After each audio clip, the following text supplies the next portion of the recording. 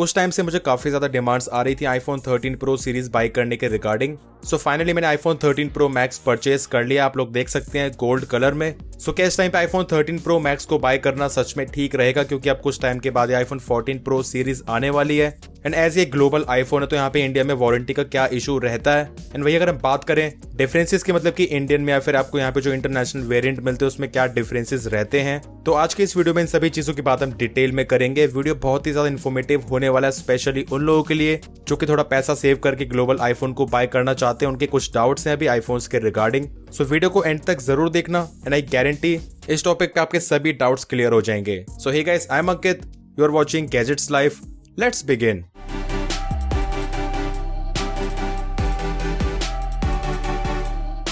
Video में आगे बढ़ने से पहले make sure to subscribe this channel, क्योंकि मैं इसी तरह की वीडियोस लाता रहता हूं। सो अब बात करते हैं इस फोन के बारे में, किस कंट्री का वेरिएंट है, कितना प्राइस मुझे पड़ा है, कहां से मैंने परचेज करा है। सो इस आईफोन 13 प्रो मैक्स को मैंने परचेज करा रोहिणी दिल्ली से। वही अगर हम बात करें इस डिवाइस के रिगार्डिंग, मतलब कि किस कंट्री का आईफोन है, सो एक जापान का आईफोन है। एंड मार्केट में मोस्टली यहाँ पे जापान के आईफोन 13 प्रो सीरीज ही बिक रही है।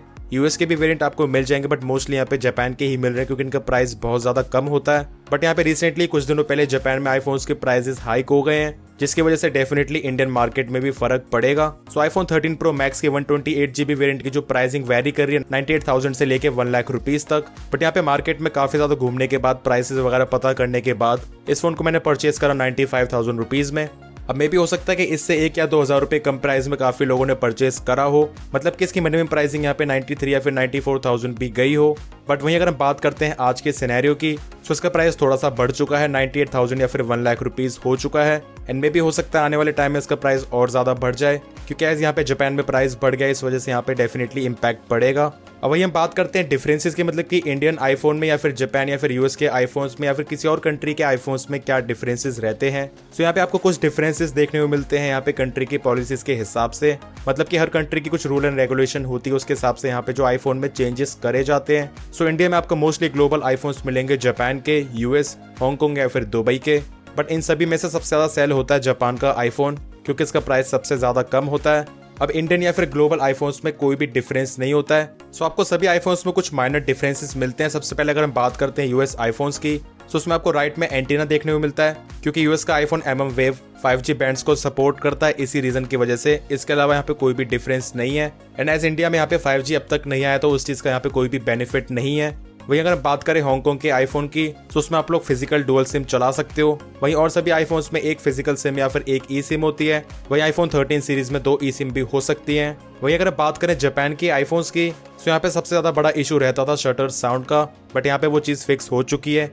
बट स्टिल यहाँ पे इस चीज के रिगार्डिंग लोगों को अभी भी बहुत ज्यादा डाउट्स हैं। अब मैंने जब ये आईफोन परचेज करा, मैंने इससे फोटोज वगैरह क्लिक करी साइलेंट मोड करने के बाद, उसके बाद भी यहाँ पे शटर साउंड आ रहा था। बट इसका एक्चुअल फिक्स यहाँ पे सिम इंसर्ट करने के बाद ही होता है। सो जैसे आप लोग इसमें इंडियन सिम कार्ड इंसर्ट करोगे, शटर साउंड तुरंत चली जाती है। एंड ये चीज फिक्स हुई है iOS 15 के बाद। So Indian SIM card insert करने के बाद यहाँ पे इंडियन या फिर जापान आईफोन में कोई भी डिफरेंस नहीं है। वही अगर हम बात करें नेटवर्क स्कैन कैरियर की, यहाँ पे भी कोई डिफरेंस नहीं है। बैंड्स वगैरह अच्छी तरीके से आते हैं एंड सभी सिम अच्छी तरीके से काम करती हैं, भले अगर हम बात करें जियो की या फिर एयरटेल की। वही हम बात करते हैं सबसे ज्यादा बड़े रीजन की, जिसकी वजह से यहाँ पे लोग इन आईफोन्स को बाय करने से पहले सोचते हैं, कंफ्यूजन रहता है, वो है वारंटी के रिगार्डिंग। मतलब कि इंडिया में इन ग्लोबल आईफोन्स की वारंटी मिलती या फिर नहीं मिलती, क्योंकि ऑब्वियसली आपको यहाँ पे इन आईफोन्स के साथ बिल नहीं मिलता है, बट आपको यहाँ पे वारंटी शो होती है सेटिंग्स में जाके। एंड आप लोग देख सकते हैं यहाँ पे वारंटी शो हो रही है, मैंने इसको कल ही बाय करा है। एंड इसी तरीके से आपको एप्पल की वेबसाइट पे भी यहाँ पे वारंटी शो होती है। सो क्या इन आईफोन्स की इंडिया में वारंटी मिलती है? सो यस गाइस, आपको इन आईफोन्स की इंडिया में वारंटी मिल जाती है। बट यस, कई बार ऐसा होता है कि यहाँ पे किसी किसी जगह पे वारंटी क्लेम करने के लिए बिल दिखाना जरूरी होता है। अब ऐसा हर जगह पे नहीं है, क्योंकि काफी सारी जगह ऐसी हैं जहाँ पे आप लोग वारंटी क्लेम कर सकते हो। अगर आपके आईफोन में कोई प्रॉब्लम है तो आपको केवल बॉक्स दिखाना होगा, ना आईफोन में यहाँ पे वारंटी शो करनी होगी।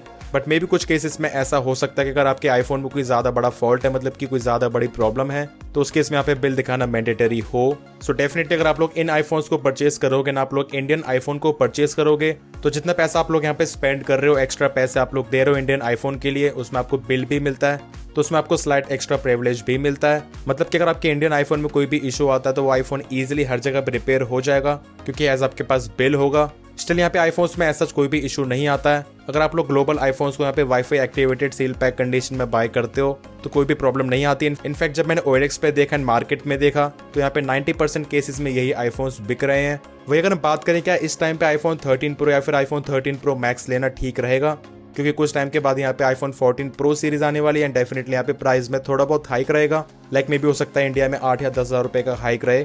सो इस चीज पे मेरा ये ओपिनियन रहेगा, अगर आप लोग यहाँ पे न्यू आईफोन 13 प्रो या फिर 13 प्रो मैक्स लेने का सोच रहे हो इंडिया में, मतलब कि इंडियन प्राइसिंग में, तो मेरे हिसाब से आप लोगों को वेट करना चाहिए, क्योंकि मे भी हो सकता है वही प्राइसिंग आए या फिर थोड़ी बहुत ज्यादा प्राइसिंग आए, बट आपको यहाँ पे लेटेस्ट आईफोन मिल जाएगा, आईफोन 14 प्रो सीरीज, जिसमें डेफिनेटली यहाँ पे अच्छे अपग्रेड्स आएंगे। बट वहीं अगर बात करें ग्लोबल आईफोन 13 प्रो सीरीज की, मतलब कि इस प्राइसिंग में बाय करना चाहिए फिर नहीं करना चाहिए, सो आई थिंक आप डेफिनेटली बाय कर सकते हो, क्योंकि आईफोन 14 प्रो के आने के बाद आईफोन 13 प्रो सीरीज डिसकंटिन्यू हो जाएगी एंड ऐसे पूरे वर्ल्ड में डिसकंटिन्यू हो जाएंगे, तो आपको इजीली इस तरह की कंडीशन नहीं मिल पाएगी एंड आपको उस टाइम पे यहाँ पे यूज्ड आईफोन 13 प्रो खरीदने पड़ेंगे।